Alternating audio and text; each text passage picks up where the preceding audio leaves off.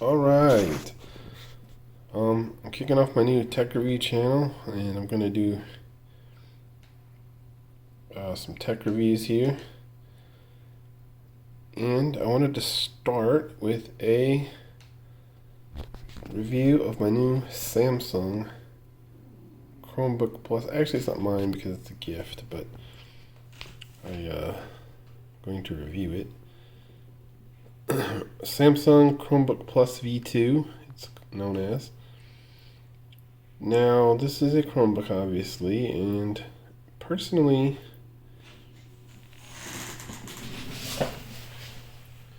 excuse me, go ahead and shut the door. Now, personally,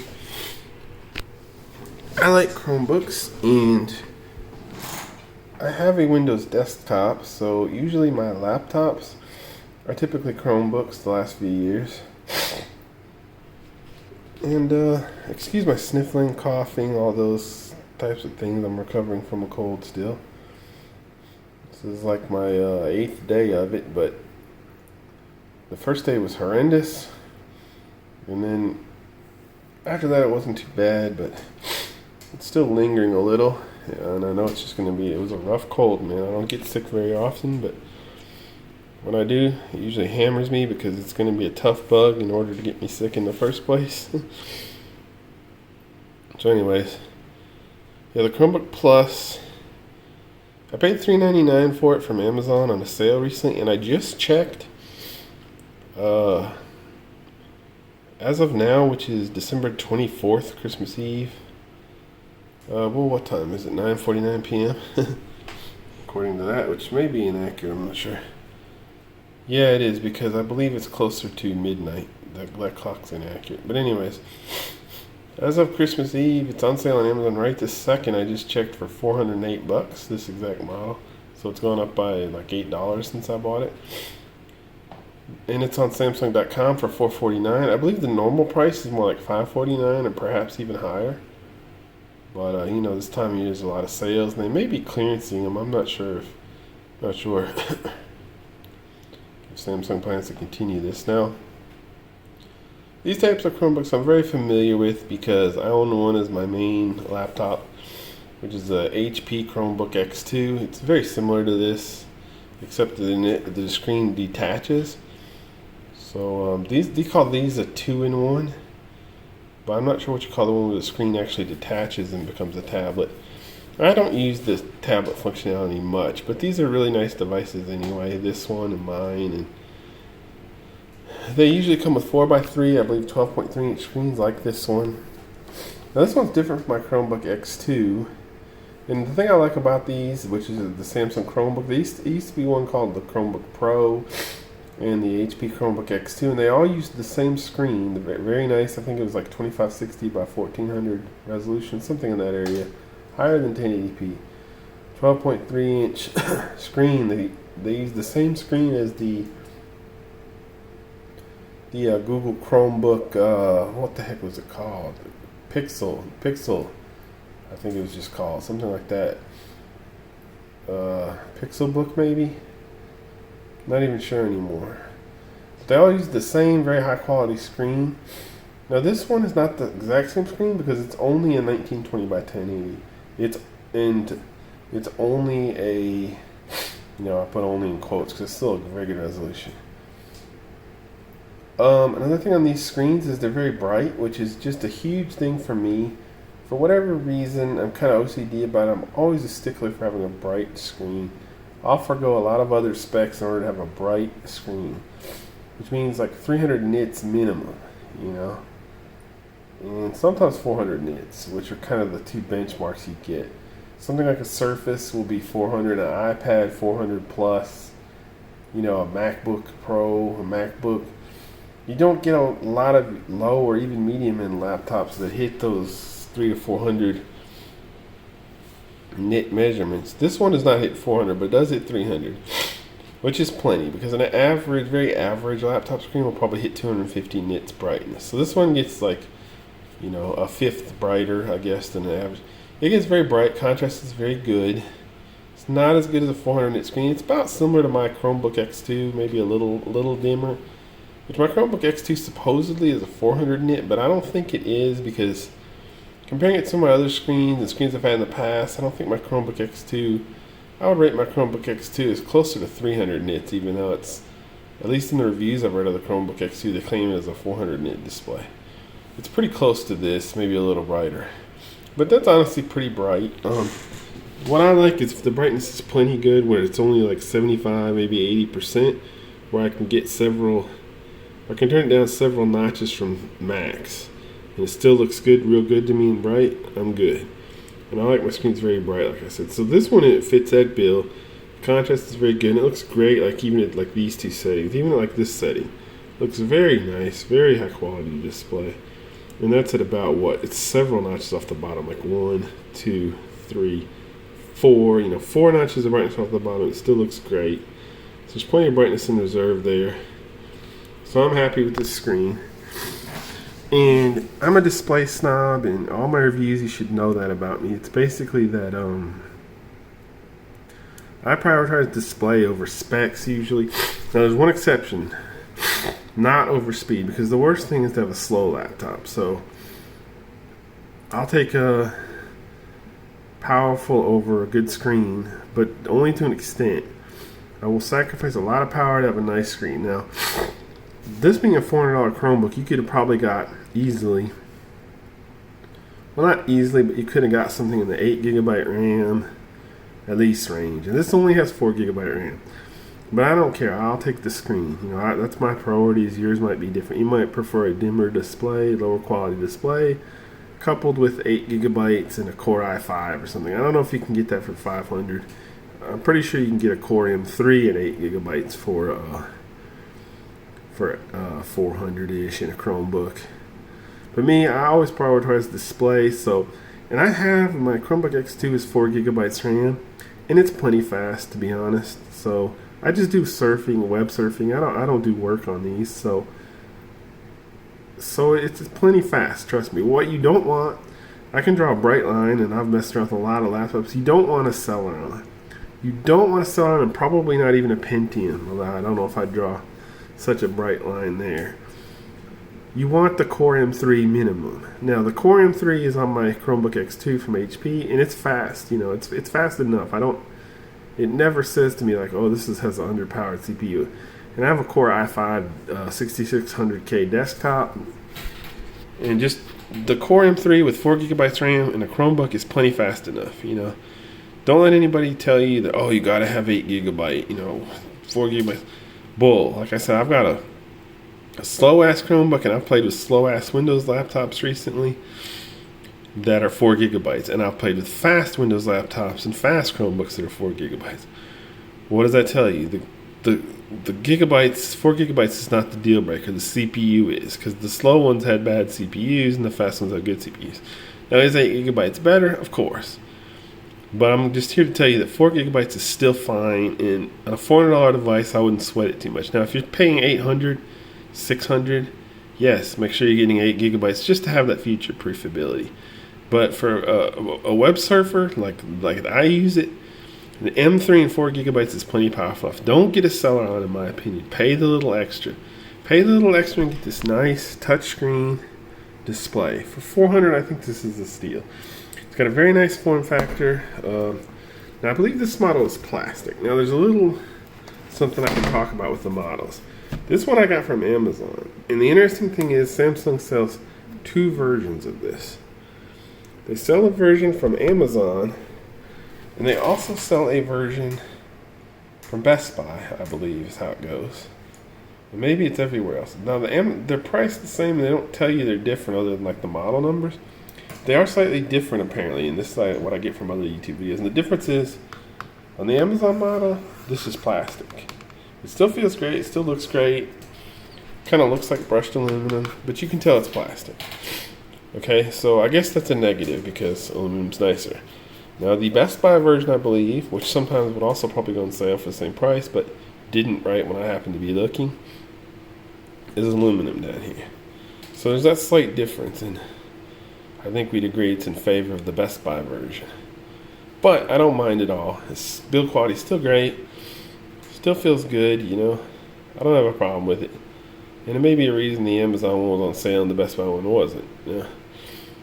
But just something to know. Now, a couple more things. We see here a little camera hole. It does have a touchscreen. Now here's a weird thing. The touchscreen, I don't know if I'm just imagining this or what, but it doesn't seem particularly sensitive to me. It's just something I noticed, particularly when touching up top. Like I'll try to, do you see that? I just touch it. Look, nothing's happening. I'm touching the add a tab button. Nothing. See the sensitivity? Now there it did it. Now if I actually put my hand over the screen here so I can grab it a little more and actually press, you know, it'll do it more. Well, I say that, and of course it won't do it. Look, I pressed it multiple times. There it goes. I don't know if I'm just not pressing the plus, but I've just noticed several times that perhaps it's not there. See, I'm hitting the X multiple times. It's not closing the window. It's like you got to hit it and hitting the plus sign multiple times, and it's not opening a new window. I don't know what the problem is. I don't know if it is a problem or what. I feel like the touchscreen sensitivity is a little poor. Now the thing is, let me go ahead and go to a website. I guess you'll be able to see how it loads up a website and everything. Go check the speed. See, now, okay, I hit the link, no problem. Here's the ESPN. You can see that it's pretty fast. I think I had this one up before. It's the main website I use anyway, so that's probably why it caches so fast. But you can see like the scrolling is fine, you know. So I'm hesitant to say it's a touchscreen problem because look, it's scrolling. It's registering my finger when I scroll just fine. So I don't know why, but it seems just a little not sensitive, particularly towards the top, I think. Like, see, I'm having to hit everything multiple times. It's annoying. Now, I don't know if I'm imagining it or what, but I went and played with my Samsung regular tablet, my S4, and I went and played with my Chromebook X2 with the touchscreen. And it did seem at the time, I didn't do anything in depth, but like this one is less sensitive. So I don't know what to make of it. You know, is it worth thinking about returning it, or is it even an issue, or is it just the way this? See now, and then when I scroll, it seems okay. So that leads me to think, don't worry about it. You know.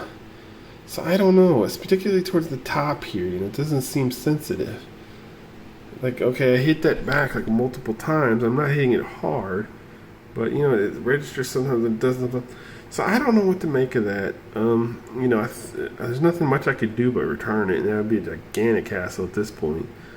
You know, and I wouldn't have it. It's a Christmas gift, and I shouldn't have it open. But honestly, the person I'm giving it to won't care, and I'm going to repackage it perfectly. I'm going to hardware reset it, and I'm going to repackage it perfectly where they won't even be able to tell I opened it. You know, and trust me, this person is not someone who would even give a shit if I had opened it. But they won't know. I'm going to retape it and everything. I'm going to put it back together perfect to tape the box like it's sealed. But yeah, it's being somebody's gift and it's Christmas Eve, you know, there's not a lot I can do about it. I don't know. I don't even know if it's a problem or not. It bugs me a little, but I can't, you know, did you see that one?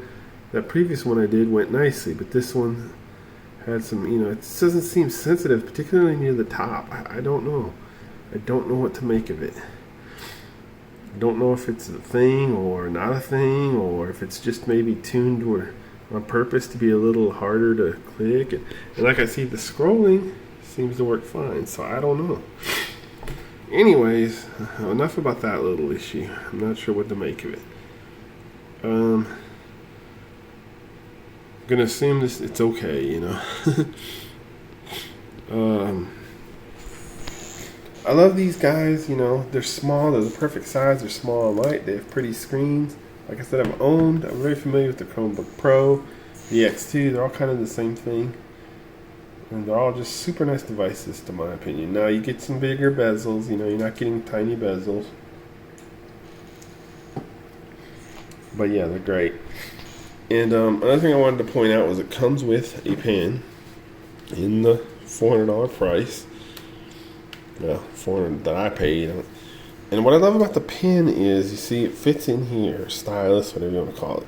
And you click it in there. And then you kind of press and click it and it'll pop out. I love this because my X2 also has a pen, but it just It has like a loop, a cloth loop, and the pen on the X2 is much bigger. There's a cloth loop on the outside that holds the pen, and it's just ugly and not cool, and this is so much cooler. But it has this little, where it's all in one, you know, you take the stuff out, where you go, the pen's right there, ready to pop out, or stylus, whatever. So that's a great feature. In fact, I was thinking, well, I think I already did this. I was going to say I could try with the stylus and see if I could get any better touch sensitivity or anything, or see if there's any touch sensitivity issues, but I believe I already did that and it was fine. And I was just thinking, well, yeah, but the stylus probably does not react the same way as your finger, so that doesn't help me anyway, you know what I mean? Yeah, I don't know, hard to say. Maybe it's calibrated a little different for the pen, or I just don't know. The pen does seem to be more, you know, and then with my finger, look, it's, see, I swear, I don't love it. It does it, but you kind of have to apply pressure, and that's no bueno. See, like, it just, I don't know if there's an issue or not. You have to be deliberate about hitting it, especially near the top there, I think.